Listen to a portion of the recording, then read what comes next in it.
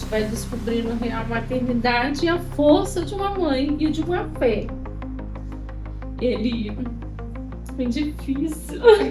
Ela é professora e mediadora. Luciene tem uma história de vida linda e emocionante, uma verdadeira inspiração. O que eu vejo muito na inclusão, né, com as crianças especiais, são essa luta e essa angústia das mães, né, por não saber de fato o que os filhos têm. E nem pra onde correr. Nem para onde correr.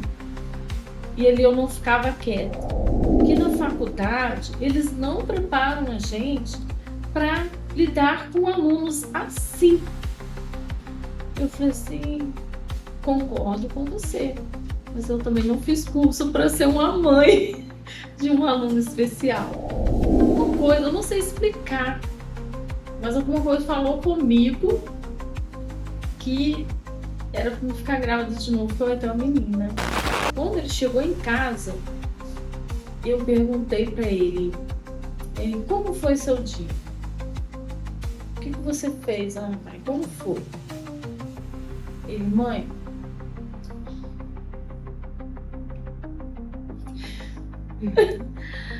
agora eu estou feliz. Nada que um amor não cure, nada que um amor não supere, né? Muita fé e muito amor. Você plantou o mais importante. Você mostrou quem é Jesus para eles. Isso marca. E eu falo, vocês nunca mesmo vão escutar da minha boca eu falar pro meu filho que ele não consegue, para nenhum deles. Não, você não consegue. Eu posso falar, não é a hora, não é o momento, mas nunca vou falar que eles não conseguem.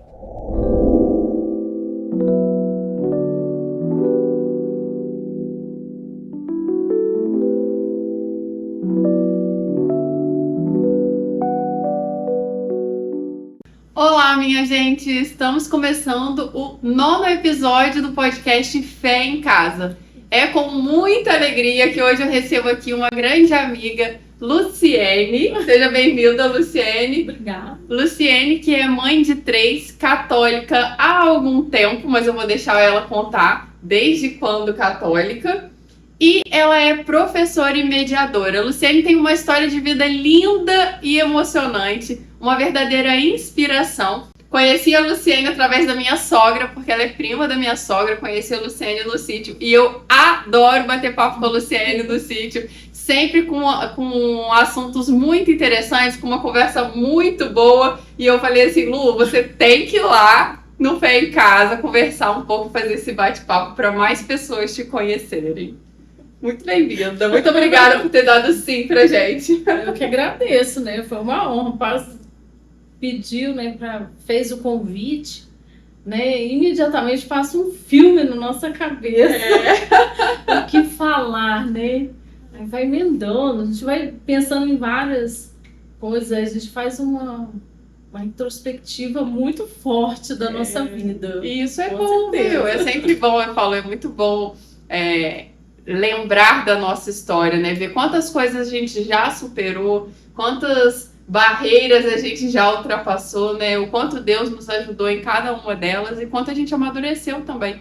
E eu falo que é tão bom reviver a nossa história quanto ouvir a história de outras pessoas, porque a gente aprende também com a história de outras pessoas. Com certeza, e muitas bênçãos, né, recebidas. Muitas, isso que a gente fica mais gratificante, é isso. Ah, eu tô muito feliz, gente. Vocês vão ver, Luciene é boa de papo. Tem Não, é de verdade. Assuntos sempre muito recentes, sempre muito moderno. Gosto muito de conversar com a Lu. Nas poucas vezes que a gente se encontra e tem a oportunidade de conversar um pouquinho.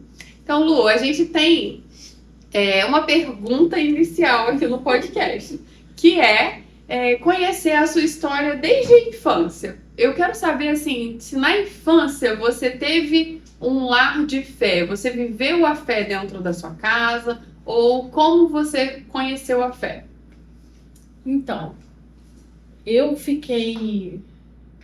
era pequena, né? Meus pais não frequentavam a igreja, não frequentam a igreja católica, né? Eles iam num centro espírita, que era do meu avô, eles foram criados assim. Mas depois até acabou, meu avô faleceu, não conheci porque eu era muito pequena, né?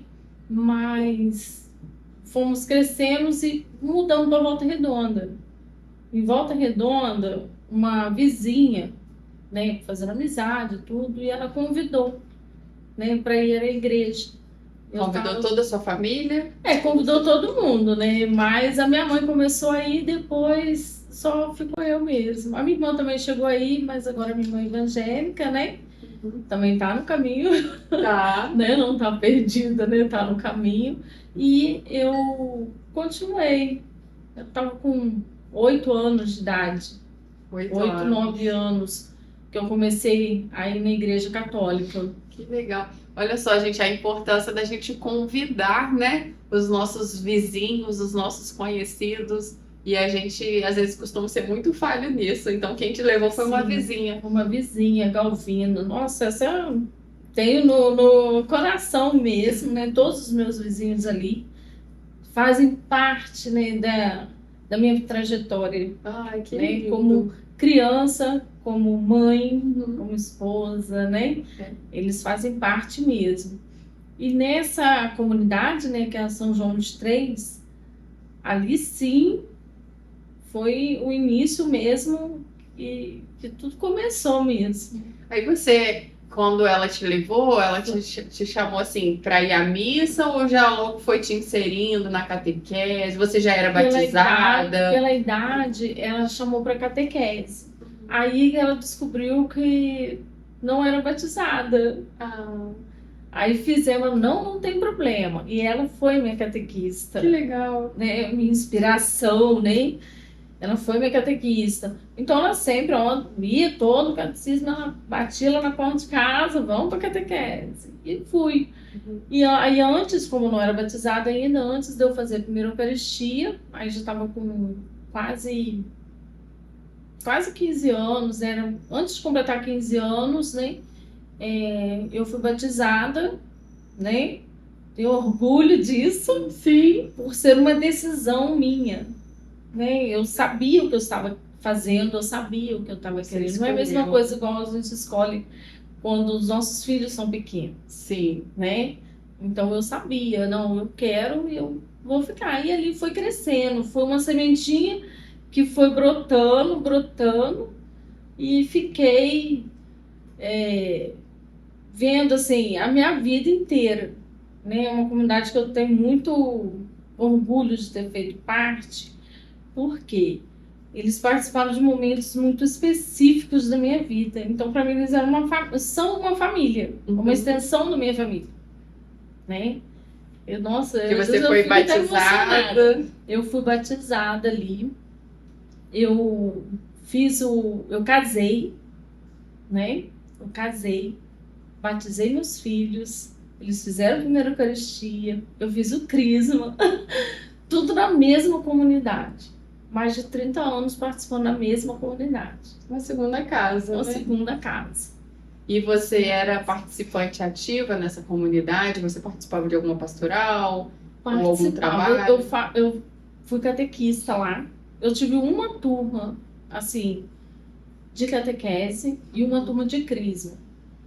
E até hoje marcou bastante, porque a maioria que fez o catecismo comigo e o crisma pegaram para fazer alguma atividade na igreja. Ai, que lindo! Pegaram orgulho. Eu sempre quando vejo, orgulho mesmo. Nossa, foram poucas turmas. Uma turma de catequese, uma turma de crisma, mas marcante. Muito marcante. Isso é um sinal de quanto foi bem feito a catequese, né? Que quando você consegue mostrar para criança ou para adolescente no crisma, né, adolescente adulto, a importância ali o que é a nossa fé, o que a gente está professando ali na igreja, eles ficam. E eu não contentava só em falar, não. Era bem especificado, né? A gente tem que ter coisas atraentes. Sim. Né? Para atrair na igreja, tem que ter coisas diferentes. Eu sei que como mãe, você se empolga nessas coisas. Porque a gente adora conversar com a Lu sobre maternidade. Porque tudo isso que eu tô vivendo agora, de buscar uma educação no estilo mais clássico para as crianças, de ler muitos livros para as crianças, a Luciene já faz isso, ó. Já fez isso com todos os 3 filhos dela. E hoje eu falo, eu vivo numa geração que tá na moda. Isso está na moda, né? Eu estou vendo no Instagram, gostei, me inspirei e comecei a buscar informação. Mas você não. Isso partiu da onde? Olha, acho que foi muito instinto. Instinto.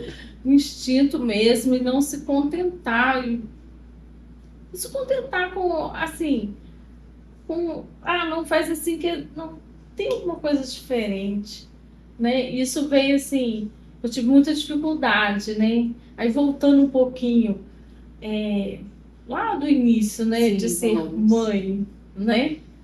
Tive dificuldade para engravidar, casei nova, tive dificuldade para engravidar, engravidei. Depois, Mas você demorou, chegou a descobrir algum impedimento da gravidez? Como que foi? Sim, o meu, eu fazendo os exames, comigo estava tudo ok. O meu esposo ele teria que ter feito uma cirurgia. Não fez. Não fez. A gente ficou arrasado quando de novos querendo engravidar, querendo ser, né, ter uma família, né? E no dia que o médico falou, não tem como engravidar, meu esposo perguntou, mas qual a chance, se eu não operar, qual a chance dela engravidar? 2%. 2% de chance. Ele já saiu de lá no consultório querendo vender carro, querendo vender as coisas para poder pagar a cirurgia. E eu falei com ele, não. Somos novos, né? Vamos esperar. 2% para o médico. Para Deus é muito mais. E você tinha quantos anos? 23 anos. Gente, novinha. Não, 23 não, 21, 22, 23 eu já tive o meu primeiro filho, né? Foi um ano correndo atrás, né? E quando ficou sabendo que eu não podia, eu falei, não. Já está começando nossa vida agora. 2% para a medicina. Para Deus é a porcentagem maior. E ficamos, né? Contentamos com aquilo. Nossa, foi muito rápido depois. Deus agraciou, foi 2, 3 meses depois eu estava grávida. Mas a sua fé também Foi era um muito susto, grande, foi um né? susto. Foi assim, gente, como assim? Não tomava remédio, não fizemos tratamento, não fizemos nada. Foi mesmo a decisão de esperar a vontade de Deus. Sim. Vontade de Deus. E você teve essa decisão para você e conseguiu levar ela para o seu marido. Sim. Né? A sua fé foi muito grande aí. Sim. Porque nessas horas a gente cai. Cai o desespero, né? Bate o desespero. Só que aí, tempo depois, né, o Alexandro nasceu, meu primeiro filho nasceu, e vem aí sim vai aparecendo, como se diz, as surpresas, sim, da maternidade, né? A gente vai descobrindo a real maternidade e a força de uma mãe e de uma fé. Foi difícil. Não precisa ter pressa. Assim, como eu falei, é um filme que passa na nossa cabeça. Uhum. Mas é uma história bonita, de fé mesmo. Ele estava com 2 mesinhos, amamentando, botei para arrotar, ele ficou todo durinho, assim, não sei saber como estava. Gente, o que é isso, né? Meu primeiro filho não sabia nem o que fazer. Passou. Depois ele voltou rapidinho. Depois teve outro episódio. Mesma coisa, né? Dentro do ônibus, poxa, vou falar com quem? Um monte de gente estranha, né? Aí eu não me contentei e comentei com o pediatra, fomos buscar orientação médica. Sim. O médico falou que não tinha como fazer exame em bebê, né? Um neurologista falou isso. Na época eu não aceitei muito, mas me conformei, poxa, é um médico. Mas aquilo ainda ficava no meu coração, ficou no meu coração. Mas, então não, vamos esperar para ver. Quando o Alexandre estava com 4 meses, veio a surpresa. Para quem não poderia ter, já estava grávida de novo. Gente! O Alexandre estava com 4 meses, eu amamentando aí. Mas Tive que parar um pouco a amamentação, né? Para poder, né, ir tirando, né, aos poucos, né, para o Alexandre sentir, porque eu já estava vendo um irmãozinho. e deixa eu te fazer uma pergunta, com 4 meses. Então você não tomou remédio entre um Não. filho e outro. Mas Mas tomei remédio, meu esposo não fez a cirurgia. Mas foi assim, por acaso, por acreditar na dificuldade ou para deixar nas mãos de Deus mesmo? Era uma decisão de vocês? Para deixar nas mãos de Deus. Ah, que lindo. Para deixar nas mãos de Deus mesmo. Aí foi aquele susto, né? Como assim? Meu 4 meses, demorou um ano e pouco no primeiro. Como assim, 4 meses já tem outro aqui?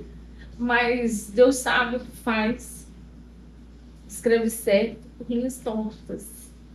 Porque se eu soubesse antes que ia ser muito trabalhoso, né? A situação do Alexandre, talvez eu não teria mais nenhuma. Sim, não teria tido coragem. Não teria tido coragem. Deus é muito Então bom. Deus é muito bom. Ele sabe o que faz. E dá pra gente tudo no momento certo. Nossa, que lindo. Mas o que é muito bonito nisso, porque igual você tá falando, né? Deus não faz nada errado. Tudo na vida tem um propósito, né? E quando a gente deixa Deus fazer a vontade dele na nossa vida, o difícil é que a gente não foi acostumado a Não foi isso. acostumada. Muitas das vezes a gente não, generalizando um pouco, né? Mas acho que a grande maioria não foi criado para isso, para deixar a vida nas mãos de Deus, né? Sim. E é uma decisão. E você, tão novinha, já tinha tomado essa decisão, você e seu marido. Que lindo. Eu sempre busquei mesmo, né? Depois que eu fui batizada mesmo, Você já se encantou. me encantei. E vejo, e passam esses momentos, é que eu falo, não é porque a gente tem Deus que a vida vai ser fácil. A vida não é fácil. Mas com Ele, a gente passa muito melhor. É verdade. Né? A gente consegue superar, né, as dificuldades com mais tranquilidade, com mais sabedoria, quando Ele está guiando a gente. A gente não se desespera. A gente pode ficar nervoso, chateado, porque somos humanos, nós, né, sentimos, né? Mas a gente tem um pouco mais de sabedoria. Não se entrega ao medo. Não. E nessa luta, aí o Alexandre depois estava com 9 meses, aí sim, eu já estava grávida, por exemplo. Né? Eu não sou muito boa nas contas, não vou ficar falando muito de conta, só contar os fatos. Ele teve uma convulsão muito forte, né? Muito, assim, feia mesmo, ele se debatendo muito, né, na cama. Aí chamei meu sogro, levamos para o hospital. Quando a gente chegou lá, no hospital, a pediatra examinou, ele chegou lá já rindo, brincando, não tinha nada. Eu falei, gente, como assim? Não é a mesma criança que saiu lá de casa, como assim? A médica examinou e falou assim, mãe, ou seu filho tem uma coisa muito simples, ou ele tem uma coisa muito grave. Qualquer outro, assim, poderia falar, gente, essa médica é doida, como ela falar desse jeito? Pra mim, ela não deu resposta nenhuma. Mas naquele momento, eu agradeci muito aquela médica. Porque teve um médico que não me deu importância. Entendi. E uma que olhou o meu filho de verdade. Teve um olhar sensível para a situação que estava ali. Ali começou toda a nossa saga de médico. Ao mesmo tempo que estava em casa, estava no médico, também no médico. Uma correria e minha barriga crescendo e fazendo exames para descobrir o que o meu filho tinha. É difícil. Foram vários diagnósticos errados. Uma coisa que a gente passa muito, que eu vejo muito na inclusão, né, com as crianças especiais, são essa luta e essa angústia das mães, né, por não saber de fato o que os filhos têm. E nem para onde correr. Nem para onde correr. E ali eu não ficava quieta. Eu questionava muitos médicos e foi uma coisa assim, laudos errados. Aí, tem epilepsia. Legal. E depois? Além disso, ele não ficava quieto. Ele demorou para andar. Ele foi andar só com quase 1 ano e 7 meses. Ele não engatinhou, ele se arrastava. Né? Então, são coisas que vão deixando a gente, poxa, como lidar com essa situação? Né? E vendo as pessoas também, todo mundo, tadinho. Eu falei, gente, tadinho, por quê? Ele tá se arrastando já, tadinho. Eu falei, não, ele tá aprendendo. Ele tá evoluindo. Antes ele não se arrastava, hoje ele tá se arrastando. Então a gente se apega aos detalhes, às pequenas vitórias. E com isso, nessa luta todinha de médico, um médico, ele voltou atrás no diagnóstico dele. Porque ele estava falando que meu filho era hiperativo. Devido a um teste que uma psicóloga fez, né, que tem que ser feito, eu questionei o médico. E ela falou, não posso nem te mostrar como é e tal.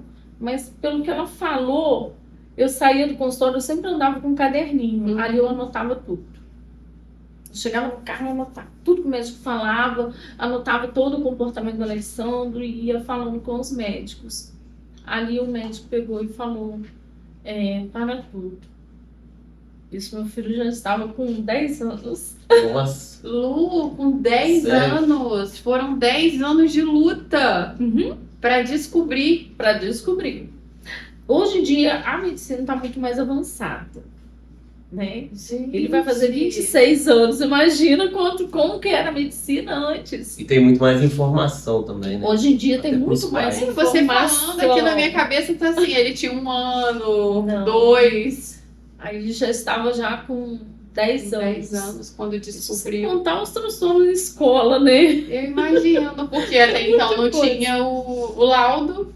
Então não tinha um laudo. E aí você tinha que justificar, escutar, explicar, sempre. Explicar. E sempre fui muito parceira da escola, né? Isso faz toda a diferença, né? Quando a família está dentro da escola, quando a família acompanha. Mas ele foi aprendendo na escola? Ele não aprendeu a ler e escrever na escola. Aprendeu em casa comigo, aos trancos e barrancos. Isso eu não escondo, porque nessa investigação, quando o médico falou, vamos parar tudo, o médico achou que ele tinha dislexia. Aí vamos fazer todos os exames novamente, vamos investigar, começar do zero. Aí na fonoaudiologia, aí que eu fui descobrir que existe várias especialidades também. Eu não sabia, para mim fonoaudiólogo era fonoaudiólogo. Pra mim também. Não. Existe fonoaudiólogo para a mente, organização do pensamento. Olha. E essa foi marcante mesmo, né? Passaram vários especialistas, mas tem aqueles que foram certeiros, né? Aí fez exames e tudo, e ela que falou o diagnóstico, né? Que ele tem deficiência intelectual e que ele era alfabetizado, mas ela não sabe como ele foi alfabetizado. Porque pelo laudo, pois não tinha como ele ser alfabetizado naquela época. Mas foi pela mãe, né? Foi Que muito uma mãe não amor, faz. muito carinho, muitas brigas, né? A gente chamar atenção, a gente persistir, a persistência. E falar, meu filho é capaz. E hoje ele está trabalhando. Passou por psicopedagoga também, Que benção. uma que foi ótima, né? E lutou mesmo comigo até o ensino médio, né? Ela até que vou fazer uma propaganda Pode fazer.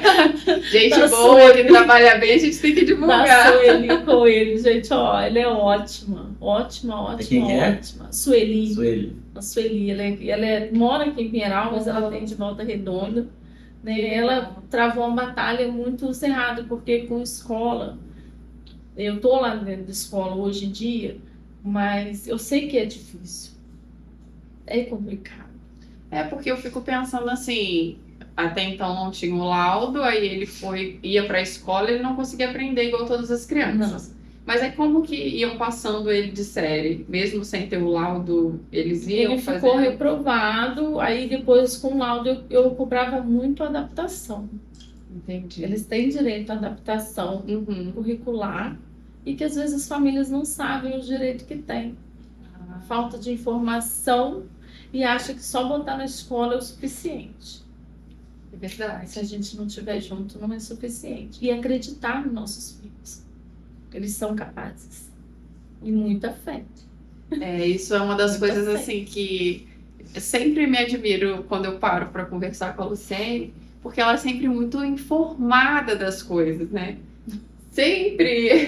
Tá vendo? Ela ia pro médico, carregava o caderninho para anotar, para não esquecer, não Se eu te perder. contar que eu Assim, tenho esse muito caderno até cuidadosa com todas as informações. hoje. Eu tenho esse caderninho até hoje. É uma O relíquia. caderno, todos os exames dele. Os médicos, quando você mudar de médico, só levar, que eles falam, você tem história de vida do seu filho.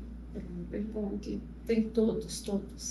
E que talvez se não fosse o seu empenho, o seu esforço, né, o seu e do seu marido, ele não estaria aí hoje trabalhando. Né?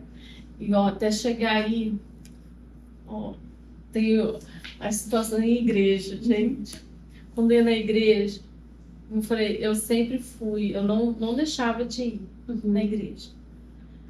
E foi difícil no começo, porque estava grávida, o primeiro foi beleza, nasceu.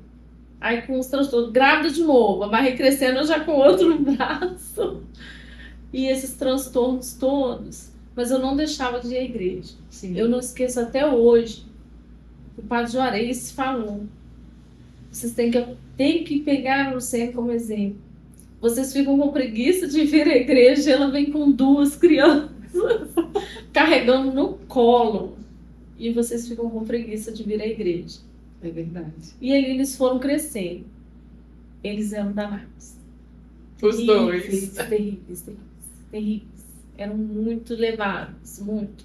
O médico achava que era hiperatividade, era muito levado. E chegavam na igreja, existia a missa que era à noite, eles chegavam na escola, às vezes não dava nem tempo de eu tomar, tá na hora da missa, vão atrasar? Vamos para a missa. Só tava lá, já levavam os biscoitinhos, eles já comiam lá mesmo. E eles deitavam. A missa ia na hora da homilia. Até hoje não se pode Juarez fazia a homilia. O Alexandre deitou debaixo da mesa do altar e dormiu. Então dormiu. E eles não aceitavam sentar lá atrás, não. Eles tinham que sentar na frente. Que tá lá perto. Ele deitou debaixo da mesa do altar e dormiu.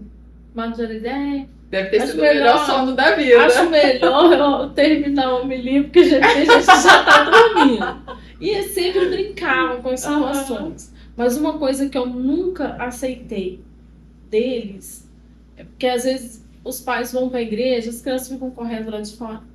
Vai ao banheiro, não volta para dentro da igreja, fica brincando. E lá na comunidade sempre tinha isso, as crianças corriam em volta da igreja, corriam. Eles pediam doido para brincar também. Beber água, pode ir. Demorava para voltar. Eu ia lá, viemos na igreja para quê? Para rezar. Então vamos voltar para dentro da igreja. Sim. Eu não aceitava que eles pode correr dentro da igreja. Não pode falar, dentro da igreja pode correr. Do lado de fora que não. Do lado de fora que não. Não. É muito legal você falar isso. Sempre falava, não pode correr fora da igreja. Pode correr dentro da igreja. Um adulto que tem que se policiar. É verdade. É muito importante falar Um isso, adulto porque presencial. tem muitos pais que ficam com medo de levar os filhos para a igreja. Sim. Só que a criança que ela está acostumada, ela vai aprendendo a se comportar, não é Sim. mesmo? Você chama atenção num dia, chama atenção no outro. Até uma vez uma amiga me mandou mensagem, "Liliane, mas o que você faz para as crianças ficarem na missa?" Aí eu falei, olha, tem uns truquezinhos que funcionam para mim. Eu não sei se funciona para todo mundo, mas uma das coisas que eu sempre falei, é chegar cedo, para a criança ter tempo de correr, de olhar tudo, Sim. de explorar o ambiente que a criança gosta. Sim. E outra, sentar na frente. Normalmente, quem tem criança gosta de sentar na porta para a criança poder não atrapalhar os outros, né? Então sai e vai brincar lá fora e volta. Mas eu sempre vi o contrário. Eu via que quando a gente sentava bem próximo do altar, as crianças começavam a prestar atenção em tudo. Na cor da roupa do padre, se o padre cortou o cabelo, se fez barba, tudo isso as crianças comentam. Porque quando a criança, ela é muito visual. Muito visual. Ela precisa ter esse contato visual. E isso eu tinha, né, já a minha formação de magistério. Quando eu era professora, só não exercia ainda a profissão, mas tive esse ensinamento. E aí eu achava importante ficar lá dentro. Chegou o ponto, eles foram crescendo, chegou o ponto que na comunidade chegava, o primeiro banco ninguém sentava. Já era deles. Eu sentava no meio, porque eles chegavam da escola, quando a missa era à noite, né? Eles chegavam da escola cansados, então eu sentava no primeiro banco, um sentava, deitava de um lado, deitava do outro. E ali dormia, eles levantavam, eles dormiam, eles iam. E ali ficavam, iam crescendo. E você viveu muita situação de ciúme do mais velho pro mais novo? Não, graças a Deus. Graças a Deus, não teve ciúme. Não teve ciúme.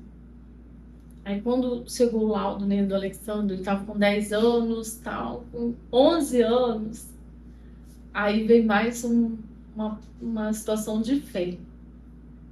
Eu estava tomando banho, eu falei com alguma coisa, eu não sei explicar, mas alguma coisa falou comigo que era para não ficar grávida de novo, porque eu ia ter uma menina. Eu saí do banheiro, com aquela coisa bem forte, mesmo, uma chama mesmo, uma coisa, um chamado mesmo, né? É uma coisa incrível. É uma sensação muito boa. Eu falei com meu esposo, eu falei assim, eu vou ficar grávida de novo. Ele, como assim? Ele deu um pulo na cama, como assim? Não, isso tô com 11 anos, só um 10 com 11. Mas você evitava nessa época ou não? Aí eu tive que evitar por conta das situações médicas, né? Entendi. Porque foram muitos exames, até chegar um diagnóstico, crescimento, foi muito... Aí eu não tive opção, aí eu tive que evitar mesmo por questões de força maior, né? Porque eu não iria dar conta. Sim. Né? Porque um andava, demorou. Né? Você teve quase gêmeos ali. Praticamente. As pessoas pensam que eles são gêmeos. Agora não, são bem diferentes, mas pequenos. Se eu mostrar uma foto, você vai falar, são gêmeos. Aí você falou com o seu pai. Falei com meu esposo, falei assim, ó, vão ficar grávida de novo. Ele, não, nossa, vai começar tudo de novo, não pode. Como assim? E fralda e tudo. Eu falei assim, ó, porque ele teve que trabalhar, né? Até hoje ele trabalha fora, né? Fica mais fora do que em casa, mas devido a pagar o tratamento. A gente não ia ter condições de pagar todo o tratamento se ele trabalhasse dentro de Volta Redonda, né? O salário não daria. Tivemos que pagar plano de saúde, muita coisa, remédio, eram caixas e caixas de remédio, né? Então, aí ele trabalhando fora, ele como assim, falou, ó, você só vai ter que continuar comprando fralda, leite, porque sou eu que vou tomar conta. Eu vou ter uma menina. Mas como assim? Como é que você sabe que vai ser uma menina? Alguma coisa está me dizendo que vai ser uma menina. Você não está acreditando, mas é uma menina. E falei, vai se chamar Mariana. E naquele dia ele falou, então tá bom. Que aí os meninos também ficaram todos eufóricos, né? Aí decidi, a partir daquele dia, decidi. Ele, mas e se demorar de novo? Eu falei, conversei com Deus. Vou parar de tomar remédio 1 ano. Se dentro de 1 ano eu não ficar grávida, aí sim eu vou operar. Né? Porque a idade também já estava chegando, né? Eu já não estava mais com uma idade muito propícia, né, para uma gravidez. Entendi. Né? Aí eu falei assim, é a minha última chance. 1 ano. Se eu não ficar grávida, aí tudo bem. E 2, 3 meses depois estava grávida de novo. Deus que foi ali cochichando no seu ouvido. Não, e eu falei aquilo e esqueci. Esqueci. Aí passou e tudo. Aí eu comecei a sentir o corpo, né, modificando, né, senti muitas dores no seio. Aí o meu filho, Luiz Henrique, né, que é o segundo, ele falou assim, você não tá grávida, não? Aí que eu parei pra pensar, falei, gente, será? Será que eu tô grávida? Aí que eu fui fazer as contas, né, pra ver quando que tive na última menstruação. Aí eu falei assim, gente, é mesmo? Posso estar grávida. Entrei no carro, fui fazer exame. Não falei pro meu esposo. Fiquei quieta. Falei, vai ser surpresa. Eu falei, vocês fiquem quietos, vocês não falam no telefone, pai de vocês, fiquem quietos. Aí falei com ele que eu tinha passado mal e o resultado ia sair no sábado de manhã, o dia que ele estava chegando. Eu falei, a gente tem que passar no laboratório porque eu passei mal, mas pedi o exame e o resultado só sai hoje. Aí eu tenho que pegar o resultado e levar para o médico. Ele, mas você não falou nada. Eu falei, nem teve tempo. Fui lá, peguei o exame. Aí não veio nada positivo nem negativo. Falei, gente, um monte de número. Eu falei para a moça no laboratório, minha filha, o que deu aqui? Fala o que deu. Não, você tem que levar para o seu médico. Não, fala, conta. Conta, eu tô grávida porque eu tô querendo, tá? Eu tô. Aí ela falou assim, não, você está grávida. Aí falei, aí que eu fui contar pro meu esposo. Coisa linda. E foi muito engraçado que eu tive que ir para guardar o segredo da minha sogra. Tive que guardar o segredo da minha sogra. Porque estava próximo do aniversário dela, alguns dias. E eu falei pro meu marido, não, eu não vou dar presente para sua mãe. Ele, como assim? Não, vamos comprar um sapatinho, vou embrulhar e vou dar no dia do aniversário dela. Aí ela pegou no dia do aniversário e tivemos um casamento antes. E eu comecei a ter enjoo, tivemos que ir embora da festa para eles não perceberem. No comecinho da festa. Só porque você queria esconder. Só aí tudo acontecendo. Aí eu não tinha enjoo. Aí comecei a ter, falei, vamos embora. E o Alexandre, meu menino, primeiro, ele por razão especial, não consegue guardar segredo. Quando eu vi que ele ia contar, nós fomos embora. Chegou no dia do aniversário dela, fomos almoçar. Eu entreguei o sapatinho, o presente, estava embrulhado. Aí, pequenininho, caixinha. Eu falei assim, só que essa é só a parte do presente, o resto vai vir depois. Eu comecei a entender, mas vai vir depois, como assim? Não, porque está encomendado, mas não chegou. Vai vir depois. Quando ela abriu, eles viram o sapatinho, gente, eu falei assim, agora só depois de 9 meses que vem o resto do presente. Foi uma alegria. Mas né? é o melhor presente aí, gente, olha só. Pelos médicos, 2% de chance de engravidar. Para Deus, 3 filhos. 3 filhos. Eu costumo falar que tem uns 2% e o lucro. Os 2% bom, médicos e o lucro. Uma família linda, gente. Uma família linda mesmo. E Lu, conta pra gente um pouquinho. Eu lembro que eu já tinha te conhecido, né? Quando o Alex começou a trabalhar. É Alexandro. O meu filho. É porque tem o nome do pai. Alexandro. Isso. Alexandro. Quando ele começou a trabalhar. eu já estava ali, né? Sim. E aí a gente viveu um pouquinho com a Lu desse momento. Conta um pouquinho para todo mundo como que foi esse momento na vida de vocês, né? Como que você preparou? Porque não foi, estudou, chegou lá e já vai trabalhar. Não foi assim. Não. Teve todo um processo um diferencial que você veio fazendo na sua criação, na criação dele, para chegar nesse ponto. Porque hoje é muito falado de inclusão, né? Uhum. Até as próprias empresas querem incluir. É. Porém, antigamente não tinha isso. Não tinha. Hoje em dia eles têm cota, né? Eles Tem cota, tem que cumprir. Tem que cumprir uma Isso. cota de 10. Então. 10 PCD. É percentual de acordo com o efetivo da empresa. Isso. Né? No caso dessa empresa que o Alexandre trabalha, eles têm que ter 10. Né? Então foi difícil. Quando ele terminou o ensino médio, que não foi fácil chegar ao ensino médio, né? Tive muitos trancos e barrancos com escolas. Ele estudou em escola pública, tive que tirar da escola pública, botar em colégio particular, né, para fazer as adaptações e tudo, coisa que não fazem adequadamente. Aí saiu do colégio particular, depois foi para o colégio do estado, que é o ensino médio, né? Ali sim foi uma barreira grande, porque já são adolescentes, já são grandes, né? Não tem muito aquela... Eles ficam os seus grupinhos, né? Automaticamente já são assim. Sim, né? É o momento da formação dos grupos. E os meninos, os meus filhos, eles sempre estudaram juntos, porque acabou o Alexandre ficando reprovado, depois igualou, né, a série, né? Então, eles sempre... Um protegia o outro, né?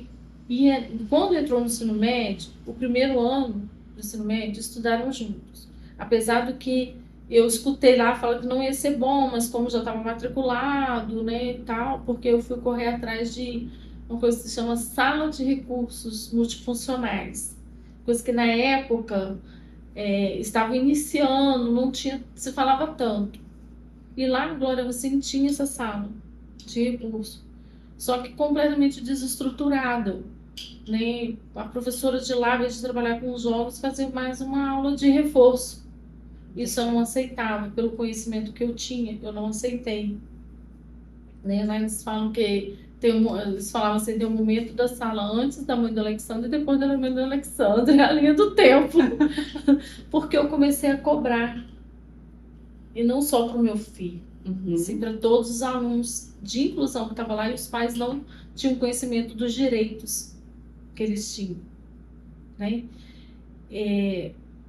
Teve uma reunião, né? E nessa reunião foi decidido, não, ele tem direito à sala de recurso, que aí vem do Estado, é uma burocracia muito grande, né? Parece que às vezes a lei parece que só funciona para o município, não funciona para o Estado. Já vamos entrar um pouco em política aqui, mas vamos deixar um pouco, não ficar muito mal com políticos, né? Mas a realidade é essa, né? É muito burocrático a gente conseguir um mediador, uma sala de recurso para as escolas estaduais. E alguém te falou que você tinha direito a isso, ou foi você buscando informação? Buscando informações. Você mesmo. Buscando informações. É muita leitura, muito aprendizado, né, no dia a dia mesmo. No dia a dia mesmo. Eu sempre estava muito ligada, muito antenada nas situações. E aí teve a reunião e tal, beleza. Fui no NAPES, né, que era o órgão, tudo. Falar, dar o exemplo do Alexandre e tudo, né? Ele se enturmando. E nesse tempo, quando chegou, o Alexandre foi adquirindo já um pouco de maturidade, a comparar, né, as situações dele com do irmão, né? Tanto de amizades, né? E foram começando os problemas, mais situações, né? Eu acho que essas situações não acabam, né? São fases que vai sendo vencidas. E nesse tempo, ele pegou como se diz, vinha um boletim. Tá, olhei, beleza. Depois começou a vir as notas, vinham boas. Eu mexendo, organizando o material dele, achei prova de matemática valendo 0, tirou 0. Um teste tirou 0. Quando eu peguei o boletim, estava com 7 na média. Eu juntei aquilo tudo e fui para a escola. Era eu chegar no portão e já falava lá, é bem mãe do Alexandre. É bem mãe do Alexandre. E eu falei, eu quero falar com a professora. Eu quero falar com a professora de matemática. Não, mas tem que agendar. Eu falei, eu não vou agendar, não. Ela está na escola e eu vou falar com ela. Eu quero que me prove da onde você tirou a nota dele. Aí naquele dia foi um rebuliço. Não consegui falar com a professora. Ah, tem que agendar. Então agenda agora. Agenda. E aí eu entrei em contato com a psicopedagoga dele, com a Sueli. Ela falou, não, nós vamos lá. Vou nessa reunião com você também. Falei, beleza. Ela só marcaram de fato mesmo a reunião aí. Tava todo mundo nessa reunião. Porque a gente falou que a gente ia entrar no Ministério Público. Nossa. Porque é um jeito que às vezes funciona. Vamos denunciar vocês para o Ministério Público. E como um aluno vem com nota 0 na prova, e no boletim tem nota 7. Eu falei assim, eu só quero saber de onde ela tirou a nota. De onde ela tirou a nota. Passou. Nessa reunião, a professora virou e falou assim, mãe, mas você tem que entender que na faculdade eles não preparam a gente para lidar com alunos assim. Olha como ela falou, com alunos assim, como se o meu filho não valesse nada, sabe? Eu falei assim, concordo com você, mas eu também não fiz curso para ser uma mãe de um aluno especial. Eu sou a mãe de um aluno especial, né? Ele é assim e ele vai melhorar. Ele só precisa de um olhar diferente. Só. Aí com isso, conversando, mostrando, eu falei assim, gente, eu sou a mãe parceira da escola, eu estou à disposição. E quando ele não estava estudando mais com o irmão dele, ele teve uma situação que teve trabalho para fazer e nenhum colega colocou ele no trabalho. Nossa. O professor não percebeu. Não olhou. Na adolescência. Na adolescência. Que já é uma fase tão difícil. Ele pegou, falou assim, eu falei assim, como eram na mesma série, mas em salas diferentes, eu vi, o irmão tem trabalho, é o mesmo professor. Alexandre, por que você não tem trabalho? Eu fui na escola, o professor não sabia da situação dele, porque a escola não falou. Aí colocou num grupo, aí teve um grupinho, tal, acolheu, o Alexandre foi fazer trabalho na casa dos coleguinhas. Gente, foi a primeira vez. Aquilo precisa ver a alegria de um aluno de inclusão ser incluído, né? Ser colocado ali. Foi maravilhoso. Eu voltei na escola e fiz questão de conversar com os colegas de grupo. Perguntar como foi. Eles falaram, gente, falou, tia, eu não imaginava que ele era tão esperto. Ele ajudou a gente realmente a fazer o trabalho. Nossa, que vitória. Ele ajudou a gente a fazer. Ele deu ideias para a gente fazer o trabalho. E a gente não imaginava. E a escola com preconceito. A própria escola estava com preconceito na época. Que nem hoje em dia, já tiro quase já é muito mais falado. Mas isso que você falou, uma coisa muito interessante é que você se apresentou como sendo uma mãe parceira. Às vezes eu acho isso, né? A gente escuta muito o discurso dizendo que os pais não participam, que os pais estão abandonando os filhos na escola e acham que a escola tem que resolver tudo. Mas quando se deparam com uma mãe mais interessada, a escola não gosta. Eles têm medo. Eles têm medo. Eles também não estão preparados para acolher as famílias. Eu, hoje, estando dentro da escola, e eu coloco, e sempre falo lá com a direção da escola, quando eu vejo situações, principalmente dos alunos especiais, que é com que eu trabalho, que eu falo que as famílias têm que ser mais acolhidas. Sim. As famílias têm que ser mais acolhidas. Isso faz toda a diferença. Porque é muito angustiante a gente estar fora da escola sem saber o que está acontecendo com o nosso filho lá dentro. E eu passei por isso. Tem que receber um tratamento Tem que diferenciado. receber um tratamento diferenciado. A gente tem que parar e escutar. Sim, E escutar, que às vezes a gente só precisa ser ouvido. é verdade. Só isso. E com essa professora de matemática, ela, conversando com ela, peguei a prova, ela falou, não, mas eu dei o ponto. Eu falei, não quero que você dê, não. Meu filho é capaz. Ele é capaz. Aí conversei com ela. Qual matéria que você está dando? Ah, porcentagem. Eu falei, poxa, pega encarte de mercado, coloca lá os produtos, né, a imagem, ele precisa do visual. Dei algumas orientações que eu fazia em casa, que via que dava certo, dei algumas orientações, ela fez, ele conseguiu fazer a mesma prova da turma. Olha, Simples uma desenho. pequena adaptação. Uma pequena adaptação. Nossa, Lúcia, é tão importante que você tá trazendo, né, para mais pessoas, porque quantas mães não devem passar por isso sem saber, né, como fazer, como solucionar. Verdade. E sempre indo na igreja. Isso, ó, eu volto sempre a falar, sempre é muita fé, gente, muita fé, né? Porque a gente pode estender aqui falando várias coisas, porque não acaba. Quando ele saiu do ensino médio,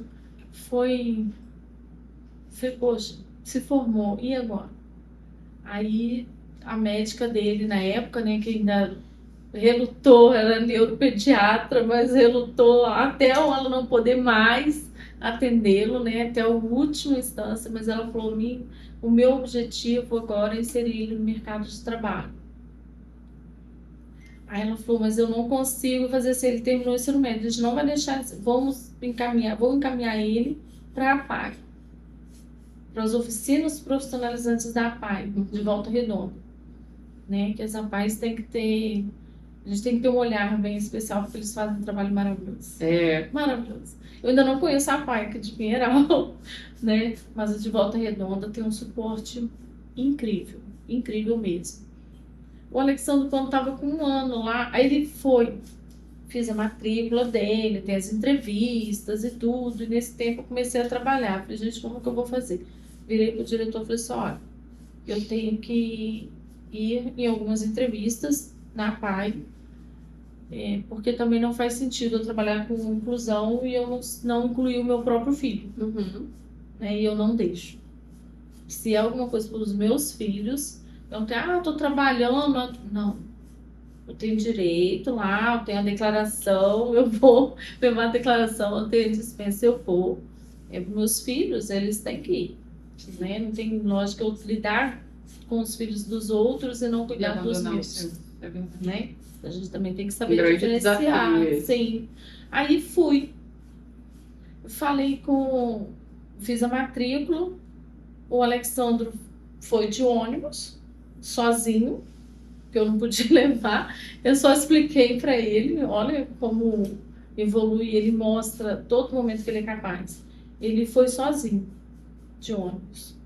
Eu falei com ele, meu Deus, toma conta do meu filho.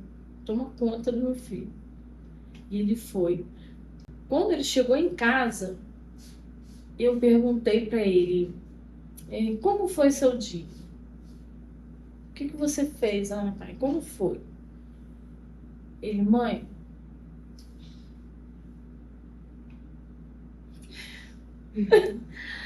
agora eu estou feliz.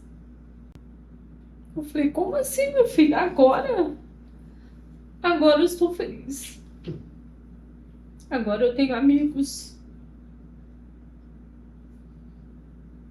Isso me chocou muito. Falei, gente, meu filho já acabou o ensino médio. Como assim? Tá feliz só agora? Falei, agora eu tenho amigos. Como a gente vê que não tem inclusão. tanto em escola, trabalho com isso, e às vezes eu vejo que em alguns momentos tem uma falsa inclusão. Eles não estão inclusos, eles só estão inseridos. Entendi. Só estão inseridos ali. Isso me dói muito. Trabalho com inclusão tem 7 anos, né? E foi por acaso também que eu sou formada em magistério desde 97. E eu falo que eu me encontrei no magistério através da inclusão. Porque eu não queria ter feito magistério, eu queria ter feito enfermagem. Então eu trabalho com as duas coisas, né? Fui enfermeira, fui mãe do meu filho e professora, um pouco de cada coisa, tudo no momento certo. Eu consegui passar no concurso, sempre fiz concurso para o magistério, não passava. Nesse da inclusão eu passei, e foi por acaso que eu fiquei sabendo. Foi quando meu marido ficou desempregado. No final de 2017 ele ficou desempregado. A minha irmã, já sendo professora em Piraí, e lá sempre teve processo seletivo, né, para ser mediadora. E ela falou: por que você não tenta? Aí eu olhei o edital, o Alex desempregado, né, gente? Daí eu falei: gente, como que eu vou fazer? Eu olhei o edital e falei assim: eu vou tentar, porque eu não tenho que pagar inscrição, né? Não tem inscrição para pagar, eu só vou ter que gasto com combustível, né? E assim eu fiz. Fiz a prova, passei em 5º lugar. Nossa. Em 5º lugar. Aí, em janeiro de 2018. Quando, nesse meio, metade do ano, teve o concurso de fato. Aí eu fiz de novo. Passei. Não passei em primeiro, mas passei. Mas como eu falo, as pessoas não acham que trabalhar com inclusão é fácil, não é fácil. Aí muitos desistem. E eu passei próximo, né, do limite lá, do número de vagas. E rapidinho eu fui chamada. Mas eu tenho 7 anos já que eu sou concursada, né? E batalho muito pelos meus alunos. Cuido deles como se fossem meus filhos. Brigo pelos direitos deles. Sou muito chata, muito enjoada quanto a isso, né? A Josi que sabe. A Josi já passou por aqui, já me conhece, trabalhamos juntas, né? E ela sabe, eu sou bem exigente mesmo com os direitos dos meus alunos, porque eu sei o quanto faz a diferença. Com uma adaptação. Mas eu não tenho dúvida que esses alunos que passam por você são privilegiados, porque estão recebendo um olhar que muitos não têm e nem talvez terão oportunidade, né, de ter. Agora, Lu, cara, é muito, muito forte essa história da pai, né? Muito. Do seu filho, muito forte. Muito forte mesmo. Ele foi para lá com quantos anos? Ai, agora você me pegou. Depois do 2º grau. Depois do 2º grau. 17, 18 anos. Ele atrasou um ano, 20, um pouco. Vamos 20 botar anos. 20 anos. Né? 20 anos, porque só trabalhando. Ele saiu de lá com 1 ano que ele estava na PAI. Ele conseguiu um emprego. Em meio à pandemia. Coração de mãe.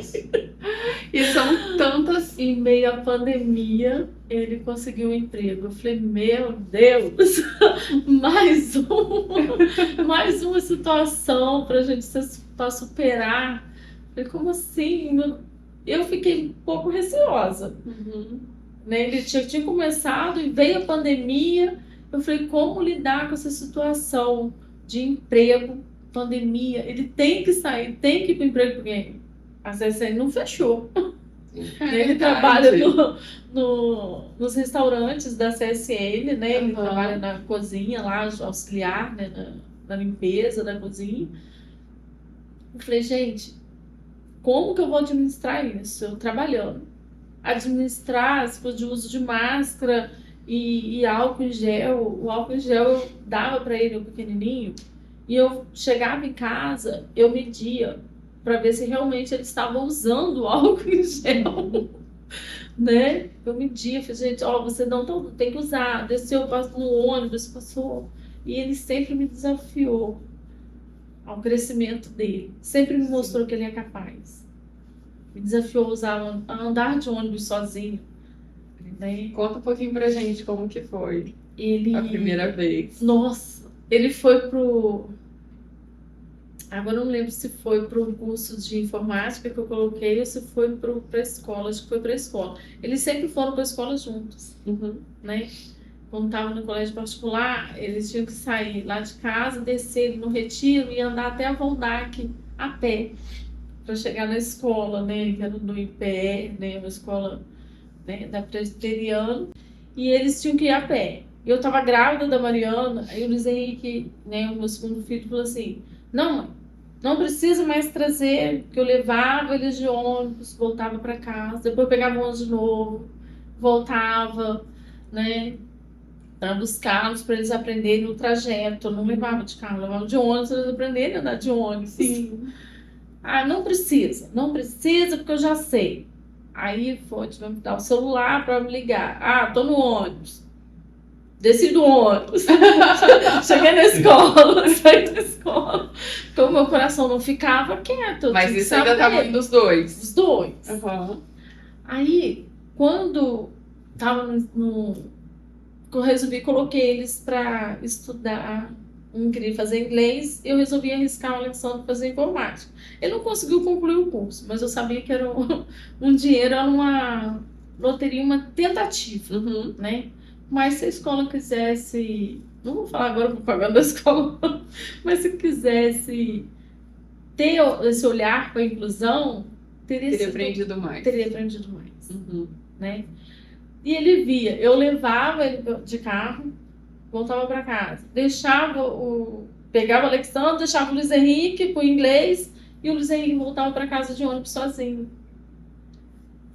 Ele virou para mim: mãe, por que eu não posso? Eu falei: tá, é verdade. Não, você pode. Por que você não deixa? Eu falei: eu falei, não vou deixar. Fui. Levei. Foi um dia que eu fiquei na vila. Eu falei: eu vou com você. Eu não estou dentro do ônibus. Não me pergunta nada. Eu não vou te responder nada. Eu quero ver se você realmente sabe ir sozinho. Eu vou estar te observando. Você não me conhece. E ele foi. Até a escola lá no 33. Foi e voltou. E eu fiquei lá esperando, rodando. E vai numa loja, e vai na outra, e faz um lanche com a Mariana. E a gente já estava cansado de andar. E até dar o horário de término do curso, fui até a porta da escola, acompanhando ele até o ponto do ônibus. Ele deu o sinal e veio sozinho. Eu falei: realmente ele sabe. No ensino médio, eles operaram, né, de garganta. O Luiz Henrique operou. E eu levava, agora eu não estou lembrando na ordem, mas eu sei que o irmão operou e eu levava de carro, ele ia de ônibus sozinho. Quando o irmão operou, o Alexandre operou. O Luiz Henrique ia de ônibus sozinho. Sim. Quando o Luiz Henrique teve que operar, fazer a mesma cirurgia, ele queria ir de ônibus. eu levei o Alexandre para a escola de carro e fui buscar. O segundo dia ele falou: por que meu irmão vai sozinho de ônibus e eu não posso? Eu falei: tá. Falei: tá bom. Fui até o ponto do ônibus, botei ele no ônibus. E o motorista conhecia já, né? Aí eu falei: pelo amor de Deus, vê se ele vai descer em tal ponto, assim, me fala e tudo. Aí eu esperei o motorista dar a volta na cidade, fui no ponto, e aí, ó, não precisa se preocupar não, que ele sabe muito bem onde que ele tá descendo. Você tá preocupada à toa. Falei: tá bom. Gente boa também, motorista, né? Sim. Sabe a importância desse. Sim, é criado detalhe mesmo no bairro, né? Já de me falar. conhecia, né? A gente já de infância, né? Aí ele pegou, na hora de voltar para a escola, deu o horário do ônibus, quero para o Alexandre voltar, nada. E nada. Alexandre chegava e falei: meu Deus, aconteceu alguma coisa com meu filho, o que aconteceu? E eu ligava, ele não atendia o telefone. Eu fiquei desesperada. E o irmão falou assim, Luiz Henrique, se aconteceu alguma coisa com meu irmão, você que é culpada. Você não devia te ter deixado, ele é super protetor, protege demais. Falou, vai ser culpa sua. Eu falei, meu Deus, traz meu filho de volta, traz meu filho de volta. Ele pegou carona. Pegou O carona. Alexandre é muito simpático, gente. Ele pegou carona. Quando chegou em casa, escutei buzinando, eu não vi com quem. E até ele explicar quem era. Ah, peguei carona com a Janaína. Falei, gente, eu conheço tanta Janaína aqui. Fui ligar para todas. Era uma prima do meu esposo que tinha dado carona, mas ela teve que passar em outro lugar e não foi direto. Ai, meu Deus.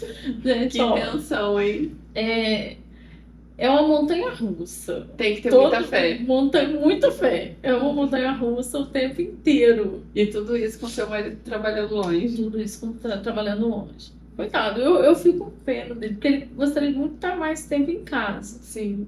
Né? É muito sacrificante. Mas aquela situação, às vezes, sacrifica pela família. Né? Deus vai recompensar. Ter família é isso. Né? Sacrifícios que a gente faz para manter uma boa família. E Lu, conta um pouquinho pra gente, então, aí você tá falando dessa aventura que foi andar de ônibus, né, a primeira vez. E no trabalho, você também teve que se apresentar? Tem algum tratamento diferenciado? A própria, ele conseguiu pela PAI, através da PAI. Ele conseguiu pela PAI, mas não é porque tá a PAI que vai conseguir o serviço. Não, eles fazem entrevistas, é a mesma coisa que fosse um outro candidato. Eles só dão um suporte ali. Isso, a PAI, de indicar. As firmas, elas têm uma cota, uma quantidade de PCD que eles têm que ter, né? Qualquer firma, isso é lei, né? Então, essa firma tinha que preencher o quadro. Então, geralmente, eles procuram a PAI, né? Então, lá eles já sabem, eles não precisam ficar procurando muito, né? Eles já sabem, né? Aí, ele conseguiu a vaga e foi. Uma coisa assim interessante que antes a gente já procurava inserir ele no mercado de trabalho. Teve uma prova que ele fez, foi até para a CSN, um curso. Só que ele fez, aí estava lá, no edital, 500 vagas. Falei, gente, tanta vaga assim para dentro da CSN, achei estranho, né? Mas eu fiz inscrição, a Alexandre fez. Foi na ITPC, estava lá no quadro, né? Os candidatos, na relação dos candidatos e tal. Aí não estava escrito classificados, estava o nome. O Alexandre estava lá no só tinha 48 para fazer a prova. Automaticamente, pela quantidade de vaga, já teria que estar certo o emprego, né? Tá dentro. E eram etapas. E o nome do Alexandre não estava. Aí fui procurar saber, porque não chamava, não tinha mais acesso aos links, né? Fui até o RH. Fui na ITPC para saber. Não, é no RH que você tem que saber, que a gente só cedeu o espaço para a prova. O ITPC é uma escola, tá, gente? De segundo grau. Isso. Aí fui no RH da CSN. Tô conversando com a moça pelo telefone e tal. E me explicando que ele não tinha conseguido a vaga. Eu falei, gente, mas eu tirei a foto lá, estava lá classificado que passou. E ele falou que não, aí pedi para falar com a chefe. Aí mandaram o estagiário. Eu falei, mas eu não quero falar com o estagiário, eu quero falar com o chefe. Não quero fazer nada contra o estagiário, mas não tem autonomia, não tem, né, autoridade. Aí veio e falou, não conseguiu tudo. Na hora que a moça falou comigo, eu sinto, eu sei que é isso, eu sinto muito. Eu falei, você não sente. Outras portas vão se abrir. Passou. Quando ele conseguiu a vaga pela PAI, para trabalhar nessa firma, né, de alimentação, que é a Sodexo, na entrevista, eu falava para o Alexandre, você não fala desse episódio. Não fala. Nós fazíamos entrevista e pergunta daqui, pergunta dali e tal. Foram várias vezes, tive que levá-lo. numa das entrevistas, o rapaz perguntou por que ele queria trabalhar na CSN. Ele foi e falou: a CSN não quer deixar eu trabalhar aqui, mas eu vou trabalhar aqui. Ele fez tudo que eu falei para não fazer. Aí me chamaram para perguntar por que tinha acontecido. Eu falei, e nessa era a última entrevista, o rapaz pegou e falou assim: mãe, pode ficar aguardando, caso você vai ter um resultado, vai ser em casa. Eu falei assim: coração de mãe não aguenta não. Fala a última vez. Aí ele falou assim: eu não poderia. Mas a vaga do seu filho, a CSN não deixou, mas a gente deixa. Ele conseguiu a vaga, né, por uma decisão dele em falar esse episódio. Ele falou: eu não sei, ou é caminhoneiro, mas eu vou trabalhar dentro da CSN. Quero trabalhar dentro da CSN. E ele é muito querido no serviço, tem muito compromisso com o horário. Eu acho que eu nunca vi um funcionário tão regrado como ele em questão de horário, bater cartão, em ter esse compromisso, mesmo que ele não pode atrasar. Ele sai de casa até mais cedo, mas ele não atrasa no serviço. Legal. Não atrasa. Se um ônibus atrasar, quebrar, ele, nossa, ele Isso entra em já é desespero. dele. Já é dele. Isso. Entra em desespero. Porque ele sabe o quanto é valioso ele ter um emprego. Ai, que lindo. Ele tem um compromisso, né? Ele tem um compromisso. Tem as limitações, mas com muito amor, Muito muita dedicação, muita fé. Vocês, né, a família, porque os irmãos também fazem parte desse desenvolvimento, né, dessa Sim. vitória. Fala, em equipe, um trabalho de equipe. Sim, porque é aquela questão, uma família não é uma pessoa. Não. Uma família são vários membros, né? Eles funcionam como uma engrenagem. Um vai ajudando o outro. A gente não funciona sozinho. Não funciona sozinho. Né? E sempre tendo Deus como centro. Centro da situação. Né? E um outro padre também que marcou muito foi o Padre Maurício. Nosso querido Padre Maurício. Não podia deixar de falar dele. São vários padres, né, que eu conheci, mas o Padre Juarez e o Padre Maurício foram os dois padres que marcaram muito essas situações da minha vida. Muito, mas muito mesmo. Porque o Padre Juarez, eu já falei quando sobre o laudo, tudo, né, desde o início, ele falou: nada que um amor não cure, nada que um amor não supere, né? Muita fé e muito amor. Isso você já tem de sobra pelos seus filhos. Aí, legal. O Padre Maurício, ele conheceu muito, né, os meninos também. Os meninos já estavam maiorzinhos, fizeram a primeira Eucaristia com o Padre Maurício. E nessa época, eles estavam no colégio que, né, era evangélico. Eles queriam ir, né, lá no culto. Eu falei assim: não, é aqui, eu sou da Igreja Católica. O Padre Maurício falou assim: sim, não adianta. Você está fazendo a sua parte. Você está plantando a semente. Mas a gente não sabe onde ela vai brotar, onde ela vai germinar. Você está fazendo a sua parte, né? Então, se um dia você não fica com raiva, você plantou o mais importante. Você mostrou quem é Jesus para eles. Isso marca, né? Eles podem até mudar, ir para outra religião e tudo, mas eles sabem de onde eles vieram. A semente, da onde a semente plantou. E eles chegaram aí? Alguma vez? O Alexandre não, que ele vai mais junto comigo, né? Agora tá maior, antes sempre me acompanhava, mas agora já é mais difícil por conta de horário, meu horário, horário dele, e agora eu estou morando em Pinheiral e ele em Volta Redonda, por mais uma fase, né, que estamos passando. Estou tentando ensiná-lo uma vida mais independente, né? Ia morar sozinho. Ele tá morando sozinho. Tá ele e o irmão dele. Gente, não sabia. Tá ele e o irmão dele que morando em Volta Redonda lindo. e eu morando em Pinheiral com a Mariana, né? Gente, Meu a Mariana esposo e eu. está aqui. A Mariana é uma desenhista autodidata, né? Autodidata. Está fazendo desenhos lindos ali. Depois eu vou pedir pro Jean tirar uma foto, se ela deixar, e colocar aqui na tela. Ó. Enquanto a gente bate papo, a Mariana tá Tem desenhando. uma foto muito bonita que ela desenhou e assim, olhando mesmo, foi do Centro Cultural, né, da Unifoa. Eu estava num curso lá, numa palestra, e no horário do almoço ela sentou lá e está desenhando o Centro Cultural. Vou Ficou postar lindo, aqui a ficou foto linda da a Mariana, foto. que a Mariana faz desenhos Uma foto lindos. muito linda. E agora eu tô nessa fase, Gente, né? Trabalhando fora, e eu decidi. Eu falei assim, não, agora minha casa aqui em Pinheiral está pronta, eu vou. Mudei para cá tem 1 ano, 2 anos, né? Mas ainda ficava muito em Volta Redonda, porque a Mariana estava terminando a catequese, né?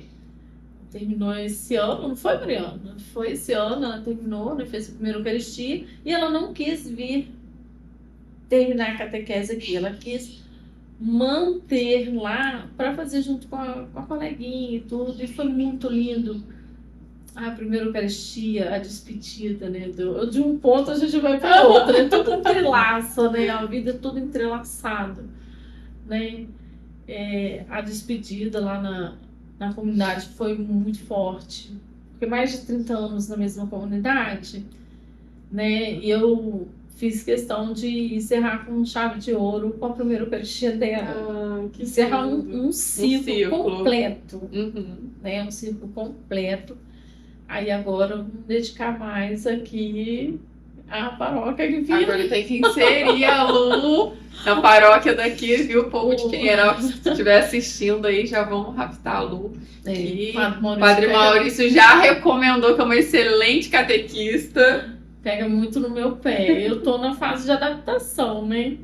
Me adaptando ainda, né, à comunidade, né, conhecendo, né, as pessoas, né, os membros, que a gente não pode já chegar, agora não chegar de visita na casa das pessoas. Vai chegando aos A poucos. gente vai chegando aos poucos, né, para conhecer, né, e também para as pessoas não acharem, que ela sabe tudo. Não, não é assim, né, somos uma família. Mas é sempre Né? bem-vindo. Uma mão, 2 mãos a mais aí, ó. E aí, isso foram os 2 padres, assim, que marcou muito, né.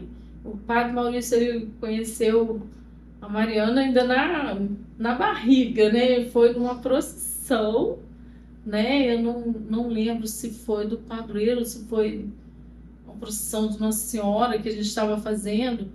E lá nessa procissão, eu contei para a comunidade inteira que eu estava grávida e, nossa, foi uma festa.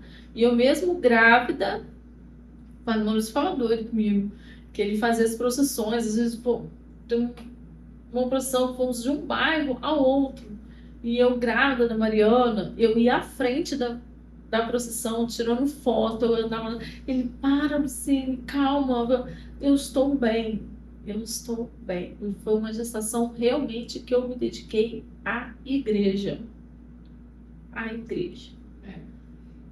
Não preciso falar mais nada, Depois daí uma revelação. a gente vê de onde vem essa força, de onde vem essa sabedoria, né, para lidar, de onde vem tanto amor. É da onde? É de Deus. É de Deus. E depois Depois eu comecei a trabalhar, eu não tinha feito faculdade. Falei, eu tenho que fazer uma faculdade. Aí surgiu a oportunidade de fazer a faculdade à distância. Fui pedir orientação à minha diretora. Poxa, eu faço pedagogia, e quando eu olhei lá, eu falei assim, minha educação especial. Gente, o que será isso? Aí fui pesquisar e perguntei, pedi essa orientação, né? A diretora falou assim, Lu, você já tem todo o conhecimento, você só não tem um diploma. Você trabalha muito bem com a inclusão, você cuida muito bem do seu filho, você luta por ele, você tem todo um conhecimento, você só não tem o certificado que comprove tudo que você conhece. né? E é um conhecimento, é uma busca constante, porque sempre vai mudando, né? Sim, atualizando. Vai atualizando e a gente tem que estar sempre estudando. E eu falei, realmente. E eu fiz a faculdade. 4 anos de educação especial. Me formei, nossa, TCC, gente, que coisa, né? Deixa a gente doida. Quanto trabalho. Né? Mas fiz, concluí. E agora comecei de novo. Agora fazendo faculdade de pedagogia. Ah, olha, gente. Vocês estão entendendo por que no início do vídeo eu falei que eu adoro conversar com a Luciene? Assim, a gente tem se encontrado pouco, né? Sim. Bem pouco. Mas, assim, é sempre bom demais conversar com a Lu. Os assuntos dela, eu acho, assim, é muita sabedoria. Eu adoro, ó. Para tentar absorver um pouquinho de tanta sabedoria, força. Olha, estudando. E uma coisa que eu falo para qualquer um, e para os médicos também, que eles não acreditavam muito, né, na capacidade do meu filho, e eu falo, vocês nunca mesmo vão escutar da minha boca eu falar para o meu filho que ele não consegue, para nenhum deles. Não, você não consegue. Eu posso falar, não é a hora, não é o momento. Mas nunca vou falar que eles não conseguem. Eles são muito capazes. Muito mesmo. E os meus alunos de inclusão também, eu falo, vocês são muito capazes. A gente tem que acreditar, né? E ter um olhar diferenciado, né? Porque eles precisam muito. E a pai vive de doações, tá? Vou fazer. Ah, já deixei então o seu deixar pedido, o recadinho. olha. Quem puder fazer, né, ser um colaborador, né, fazendo doações para pai, né, qualquer pai que seja, né, vai lá, faça, né. Hoje em dia tem a facilidade, né, do Pix. Se a gente pode, né? Qualquer valor, disponibilizar. qualquer quantia é muito bem-vindo, porque o trabalho é muito valioso mesmo. Eles precisam muito mesmo. Verdade. Fazem toda a diferença. Não em uma vida, mas em muitas. Que lindo, gente. Eu não sou entrevistadora, eu não sei o que falar nessa hora. Estou aqui como ouvinte, né? Mas assim, foi um prazer enorme, Lu. Que emoção ouvir. A sua história é belíssima, a história da sua família é belíssima. A sua família é belíssima. Eu tô perdida? Tô. Vamos então para a palavra, porque já vou fazer uma última pergunta. A palavra-chave de hoje. Ônibus. Nossa, mas essa vai deixar um pouco curioso. Ônibus, comentem aí se vocês chegaram até aqui. Se você assistiu até aqui, comenta ônibus para eu saber que você assistiu o vídeo até o final. Então, Lu, você, no final, eu falei que a gente tem a primeira pergunta e a última, né? Que a última eu sempre peço para deixar um recadinho, uma frase, às vezes de um santo que você gosta, alguma mensagem. Eu tenho uma música, né? Não sou cantora, não. Às vezes não lembro muito se é a letra, eu vou pedir auxílio de um cantor. Então pede, fala a música que a gente tenta. Porque ela marca muito a minha vida, né? E que poucas as vezes que você me encontrou, vocês me encontram, vocês não, muito difícil vocês vão me ver séria. Né? Nunca vi. É muito difícil. Por mais chateada que eu esteja, por mais dificuldade que eu tenho essa frase da música que Deus, ele tá ali, tá me ajudando, e ele não quer triste, ele quer sorrindo. E, né, que a noite traiçoeiros. Vamos lá, Jean, ajuda aí. E ainda se vier noites traiçoeiras, se a cruz pesada for, Cristo estará comigo. O mundo pode até fazer você chorar, mas Deus te quer sorrindo. Ai, que lindo! Essa música leva no meu coração. Pela primeira vez não chorei tanto, só tô com um pouquinho de lágrima aqui. Mas eu choro muito, muito, muito com essa música, não por... os outros, é triste. Não, não é triste. Ele é uma música de vitória e de segurança. Igual a sua vida, igual a sua vida. Gente, foi um prazer enorme receber a Lu aqui, junto da Mariana. Deixo aqui o meu abraço para os outros membros da família. Eu tô com medo de errar os nomes: Alexandro, Luiz Henrique e o Alex. Não vou errar, o meu medo é trocar, confundir. Mas um grande abraço para vocês também. Parabéns por essa família linda. Obrigada por aceitar compartilhar a sua história com a gente. Eu tenho certeza que vai ajudar a fortalecer a fé de muitas pessoas, porque é muito nítido ver que vocês vivem a fé em casa. E esse é o nosso propósito, né? Mostrar como pessoas comuns, né? Gente como a gente, pode ter uma vida mais leve, uma vida mais tranquila, quando a gente vive a fé em casa. Então, muito obrigada pela sua presença aqui. Não esquece de recomendar o nosso vídeo, de compartilhar e de comentar. Deixa aqui no vídeo o seu recadinho para a Lu, que depois ela vai ler e vai responder, e você também. Tá? Um grande beijo e até o próximo vídeo. Ai, meu...